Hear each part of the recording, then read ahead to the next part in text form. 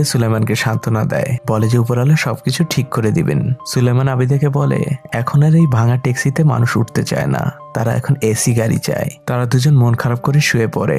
আর তখন তাদের মেয়ে দুয়া আবিদার কাছে আসে। দুয়া আবিদার পাশ দিয়ে শুয়ে পড়ে।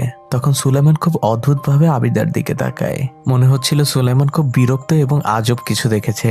পরদিন ছিল ঈদের দিন। সুলেমান সবাইকে নিয়ে মাজারে যায় ঘুরতে। ঘোরা শেষে সবাইকে বাসায় পৌঁছে দেয়। তারপর সুলেমান চলে যায় সবার জন্য ঈদের উপহার কিনতে। সন্ধ্যায় সুলেমান সবার জন্য ঈদ উপহার নিয়ে বাসায় ফেরে। সুলেমান সবাইকে যার যার গিফট দিয়ে দেয়, কিন্তু দুয়া দূর থেকে এক দৃষ্টিতে সুলেমানের দিকে তাকিয়েছিল, কারণ তার বাবা তার জন্য কোনো গিফট নিয়ে আসেনি। তাই দুয়া কাঁদতে থাকে। তখন দেখা যায় যে আবিদা দুয়ার জন্য সেই ফ্রকটি কিনে নিয়ে এসেছে যেটা তারা দোকানে দেখেছিল।